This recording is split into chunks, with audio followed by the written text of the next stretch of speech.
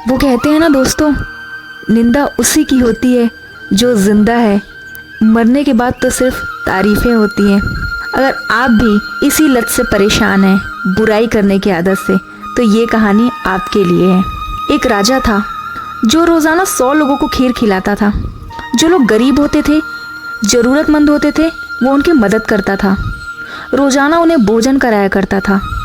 एक दिन इस राजा की जो खीर थी उसमें गड़बड़ हो गई।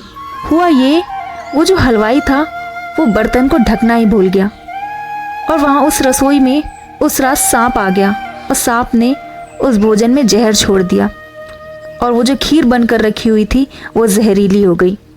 जिन 100 लोगों को रोजाना की तरह खीर खिलाई गई उनकी मृत्यु हो गई। इतना बड़ा पाप राजा ने कर दिया। उसे अंदर ही अंदर रहा नहीं जा रहा था, ग्लानि हो रही थी। वो समझ नहीं पा रहा था क्या करें।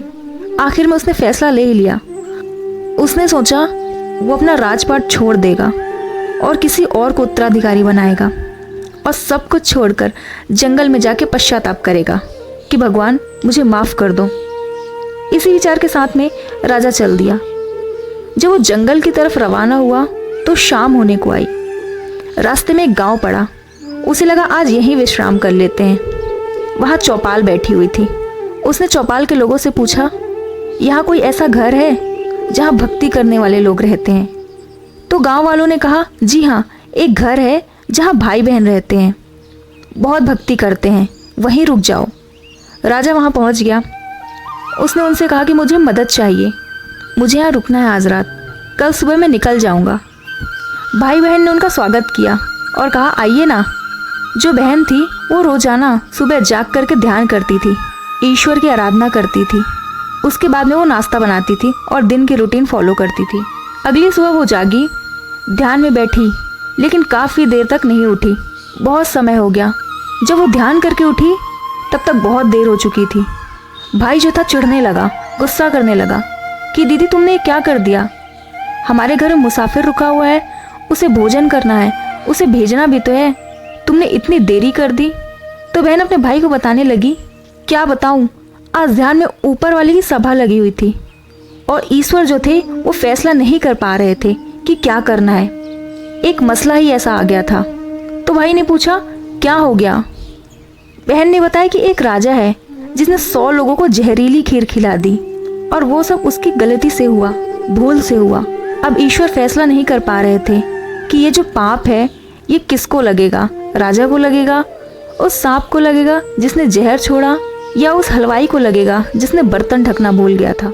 फैसला चल रहा था, बहुत लंबी बहस चल रही थी, उनकी सभा लगी हुई थी, इसलिए मुझे देर हो गई। राजा ने जैसे ही सुना उसको लगा मेरा वाला मैटर चल रहा है। उसने पूछा, बहन आगे क्या हुआ? फिर उस लड़की ने कहा, अभी फैसला हुआ नहीं है, कल का इंतजार करना पड़ेगा। राजा जो था उसे लगा, अरे ये तो मुझे फिर एक रात रुकना पड़ेगा, आज रात इस फैसले को तो जानना ही है कि किसको पाप लगेगा। राजा ने कहा, क्या मैं एक दिन और यहाँ रुक सकता हूँ? मुझे कल निकलना है। राजा इसी घर में रुक गया।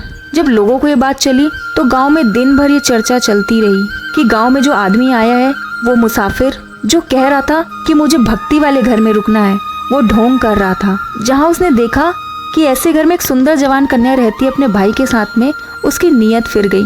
देखो तो आज भी वह रुका हुआ है। दिन भर राजा की बुराई चलती रही, काम धाम छोड़कर बस दिन भर लोग यही बातें करते रहे। अगली सुबह वो लड़की फिर से ध्यान में बैठी।